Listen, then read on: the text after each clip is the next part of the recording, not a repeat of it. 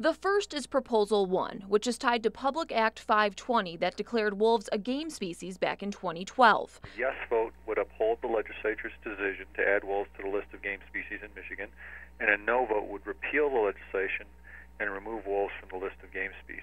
The second proposal is tied to Public Act 21 that gives the Natural Resources Commission the authority to add certain animals to the list of game species, including wolves, and the authority to establish an open season for a game species. A yes vote on that proposal, and Proposal 2, would uphold the legislature's decision to share this authority with the Natural Resources Commission, and a no vote would repeal this legislation and return that sole authority to declare a game species to the state legislature.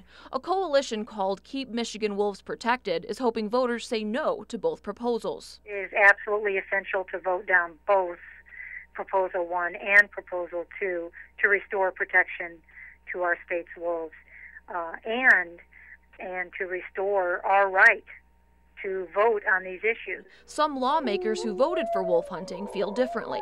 The issue up there is real for the people that are living with it, and bear in mind it's about 2.5% of Michigan's population are living with the wolf issue, and probably 90% of the people that signed these petitions are living downstate and aren't affected by the issue. So I really see it as a place for representative government to make good decisions.